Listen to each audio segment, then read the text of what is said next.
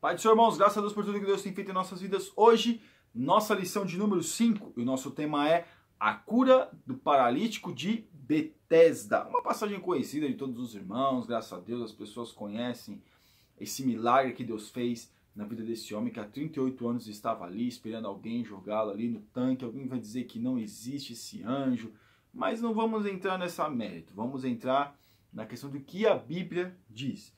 E o nosso texto do dia, que está em João capítulo 5, versículo 6, diz assim: E Jesus, vendo este deitado e sabendo que estava neste estado havia muito tempo, disse-lhe: Queres ficar são?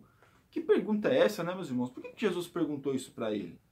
Deus fez a pergunta certa e ele respondeu de uma forma como se estivesse justificando, né?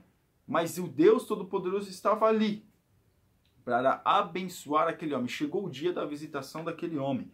O nosso texto, nossa síntese: o mestre curou o paralítico, libertando-o igualmente das amarras religiosas da tradição dos judeus. Ou seja, tinha que ser daquele jeito, porque a tradição diz que tem que ser assim, então eu vou ter que fazer desse jeito, porque se não fizer conforme a religiosidade convém, para mim não é bênção. Irmãos, nós vemos aqui que Deus quebrou esse paradigma, principalmente dos escribas e fariseus, que eram os doutores da lei da época, que eram as maiores autoridades do momento. Mas o Senhor Jesus, ele veio e quebrou esse tipo de mentalidade.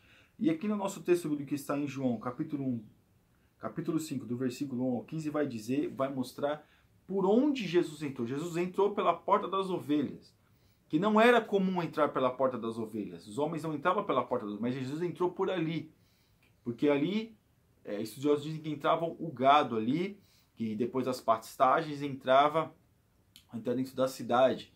E Jesus entrou por ali. Jesus entrou por ali, foi até esse homem, curou este homem. Jesus faz a pergunta para ele e ele fala: olha, não tem ninguém que pode me jogar. Jesus fala: não, né? Eu vou te curar. Em outras palavras, eu vou curar você. Chegou o seu dia. Aqui no versículo de número 12, perguntaram-lhe, pois: quem é o homem que te disse, toma a tua cama e anda? E o que fora curado não sabia. Ele tinha sido curado por Jesus, Jesus tinha feito a obra na vida dele, mas ele não sabia quem o havia curado, quem havia feito maravilhas na vida dele. Assim também e muitas vezes em nossa vida. Jesus cura, Jesus nos liberta, Jesus nos abençoa e nós não sabemos quem é o Senhor. Nós não sabemos quem é o Deus que nos abençoa, nós não sabemos quem é o Deus que fala intimamente conosco. Nós não sabemos quem é o Senhor Jesus. Nós temos que saber quem é Jesus. Nós temos que procurar conhecer cada vez mais de Jesus. Para que quando Jesus vem nos abençoar, nós saber quem está nos abençoando. Porque este homem aqui, mas ele não sabia quem era Jesus. Com certeza ele também esperava o Messias. Porque todos ali naquele momento esperavam o Messias. Então nós vemos que com certeza também ele sabia da fama de Jesus. Porque a fama de Jesus corria por todos os lugares. A Bíblia não vai dizer, mas não dá a entender que tem essa possibilidade. Mas muitos hoje não conhecem quem é o Senhor que abençoa. A nossa introdução. Seguindo sua trajetória ministerial, João informa que Jesus agora deixa a Galileia e sobe a Jerusalém. O evangelista ainda diz que havia uma festa entre os judeus, apesar de o texto não informar qual festa específica se faz referência. O fato relevante a ser destacado é que o mestre não se isolava. Antes, como já foi dito, ficava entre as pessoas, pois o seu objetivo era libertar as pessoas ali, a necessidade de estar em contato com elas. Ou seja, Jesus não ficava isolado. Jesus sempre estava em contato com as pessoas para poder conversar com as pessoas, sentir aquilo que as pessoas estavam falando, saber o que as pessoas estavam pensando. Para quê? Para poder abençoar as pessoas. Ele se retirava para períodos de oração e relacionamento particular com o Pai. Mas sua prioridade era cumprir a missão que Deus o destinara.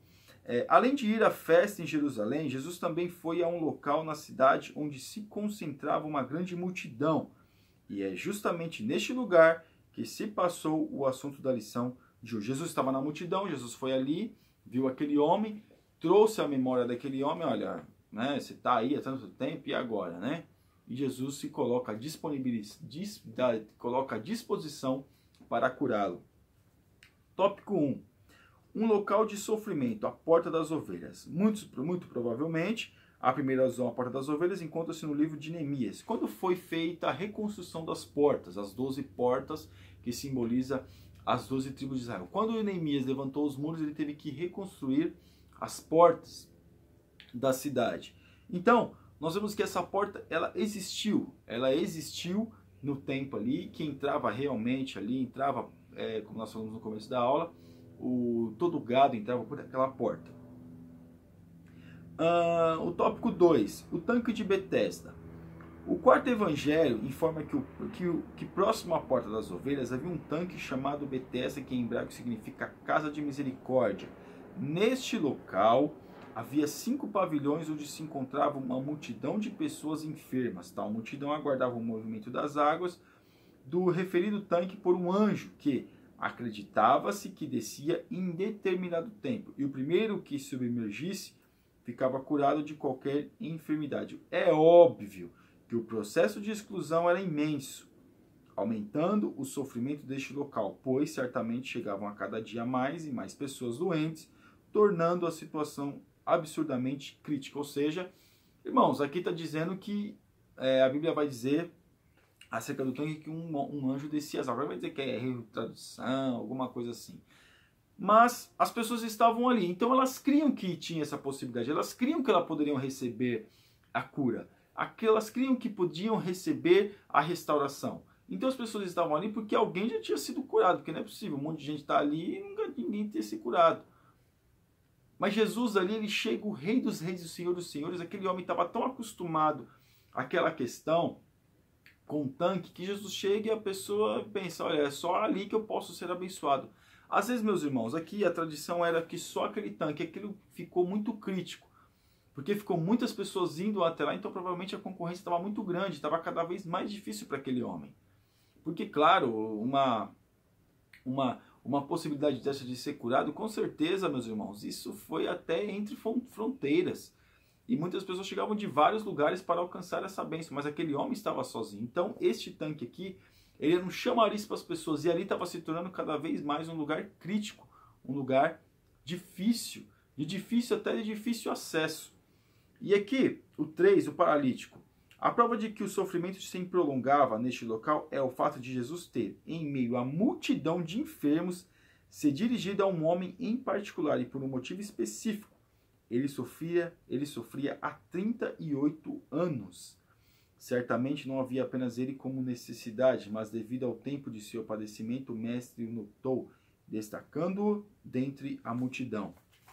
Jesus enxergou a necessidade de um homem há tanto tempo estar esperando uma cura, uma providência. Ele não estava parado, meus irmãos, esperando alguma coisa vir do... Não, ele estava correndo atrás no sentido que ele estava procurando a melhora.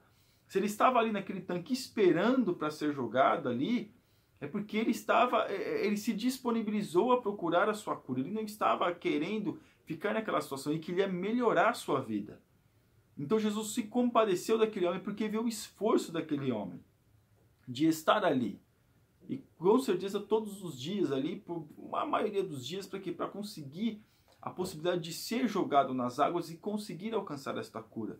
Então Deus, o Senhor Jesus, sabendo disso, ele foi até aquele homem e curou aquele homem. Porque ele viu aquele homem em meio à multidão. Às vezes a gente acha que estamos, meus irmãos, às vezes é que a gente é fraco.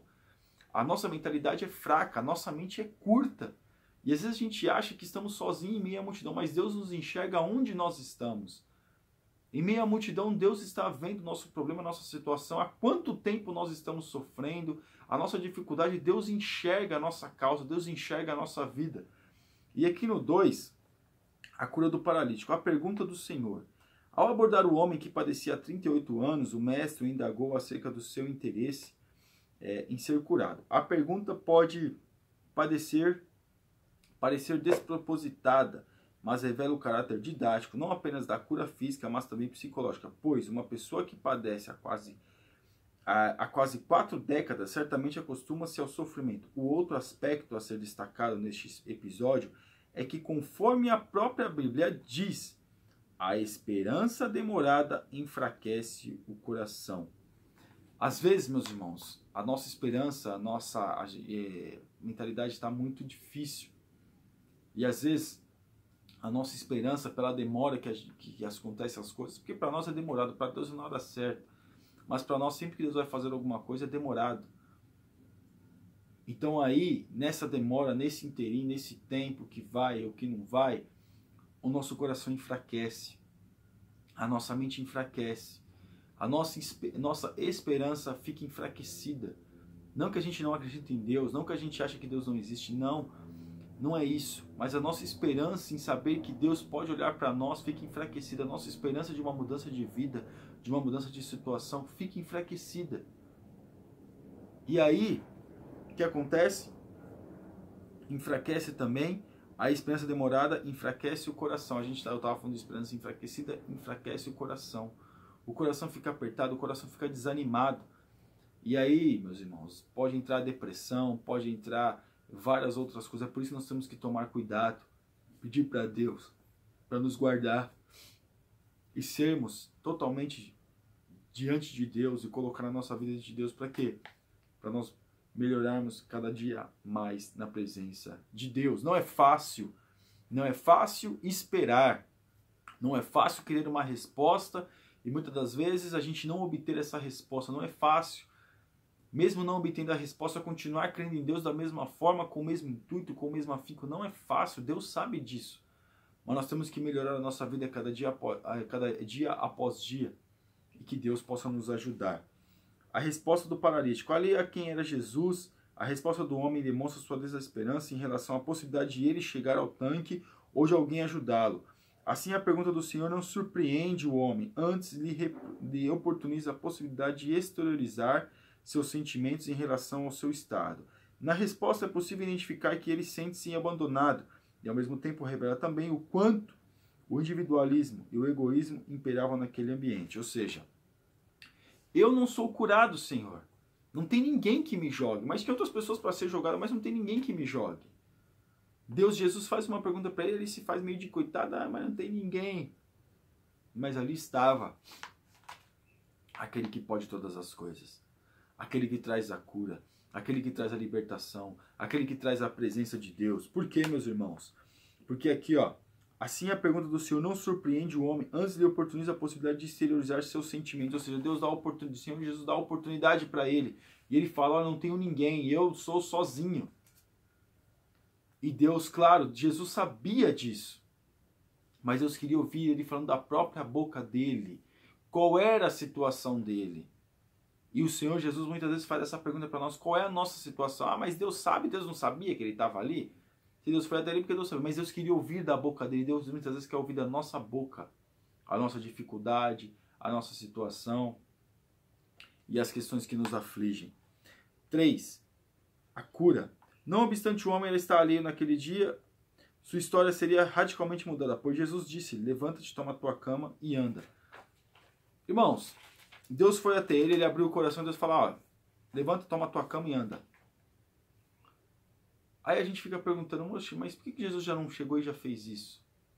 Por que Jesus já não estava, olha, fulano, você está aí? Tudo bem, tudo bem?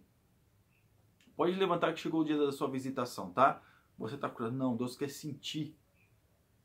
Deus quer ouvir da nossa boca. Deus, nós temos que ter mesmo a disponibilidade de falar com o Senhor as nossas necessidades, as nossas dificuldades, as nossas diferenças. O Senhor Jesus quer ouvir da nossa boca aquilo que nós temos dentro do nosso coração que nos aflige. E aquele homem estava sendo afligido pelo quê? Porque ele muito tempo de não ser visitado, de não ter a possibilidade de ser jogado no tanque. Tópico 3. A controvérsia por causa do sábado. O sábado como uma necessidade imprescindível e também um princípio. Com todos os demais preceitos da lei, o do sábado tinha um objetivo definido.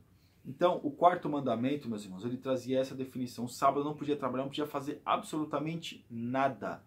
O sábado era exclusivamente para as pessoas ficarem descansando e buscando a Deus, falando com Deus, agradecendo a Deus.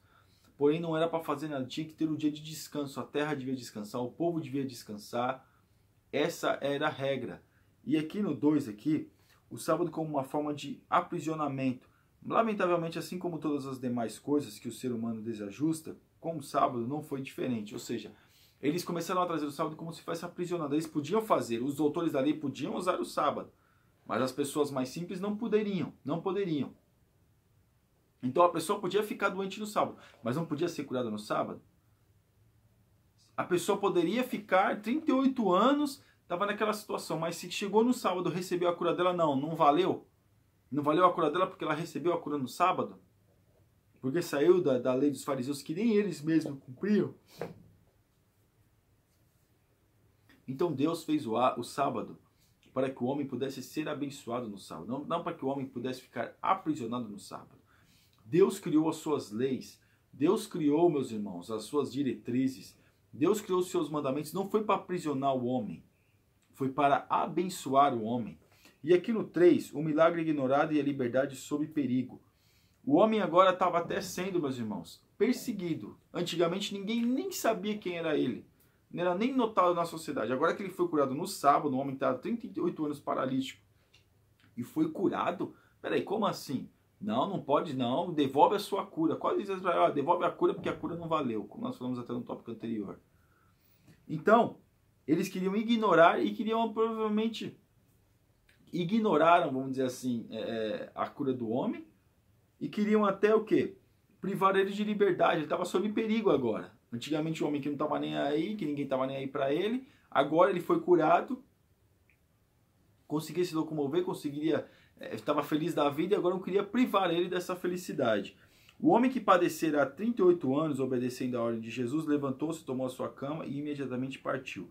Contudo, João observa que a cura deu-se num sábado. Tal observação se dá justamente para preparar os destinatários para a cena seguinte. O milagre completamente ignorado e a expressão fria da religiosidade representada pelos judeus que censuraram o homem por estar carregando sua cama em pleno sábado. Ele devia tirar a cama dele dali, ele ficava ali e deveria tirar as coisas dele dali. Ele foi indagado, por que você está levando as suas coisas? Hoje não pode, mas eu fui curado hoje, eu tenho que fazer alguma coisa, eu tenho que sair dali. Agora eu quero andar, agora eu quero caminhar, agora eu quero produzir. Mas mesmo assim a religiosidade não deixou ele ficar, crescer. Crescer não, se locomover, fazer aquilo que ele gostaria de fazer, que deveria fazer naquele momento. Porque Jesus falou o que para ele? Toma sua cama e anda. Então se Jesus falou para ele que ele deveria tomar a cama dele e andar, ninguém poderia impedir. Porque o Senhor Jesus, o dono de todas as coisas, que mandou. E aqui na nossa conclusão já diz assim, João finaliza a narrativa da cura do paralítico do tanque de Betesda, falando de um encontro de Jesus com ele no templo, quando então o mestre disse-lhe, eis que já está são, não peques mais para que não te suceda alguma coisa pior. Tal recomendação demonstra que Jesus conhecia aquele homem de forma sobrenatural, pois não apenas sabia que o paralítico padecera 38 anos com aquela enfermidade, mas também conhecia a causa que o deixara naquele estado. Assim, Jesus o adverte e não mais incorrer nas mesmas práticas anteriores, para que não acabasse ficando com uma situação pior que a que deixara acamado por 38 anos. Aparentemente o homem nada responde ao mestre, mas finalmente descobre que era Jesus e vai até os judeus anunciar. Então ele fez aquilo que deveria ter feito porque Jesus mandou ele fazer. E Jesus, meus irmãos, ele quer isso de nós. Ele quer que nós coloquemos diante dele as nossas necessidades. As pessoas não vão entender, os religiosos não entendem. Mas aquele Deus que mandou, que nos curou de algo que ele sabia, porque Deus sabia, Jesus sabia porque ele estava daquele jeito. É bem provável que ele não nasceu paralítico, ele se ficou paralítico com o tempo. E Jesus sabia a causa daquela paralisia. Por quê? Porque Jesus conhece todas as coisas. Ele conhece o meu, ele conhece o seu coração, ele conhece tudo. E que bendito seja o teu nome. Amém, meus irmãos? Você ainda que não é assinante do nosso canal, está convidadíssimo a assinar e que Deus te abençoe em nome de Jesus.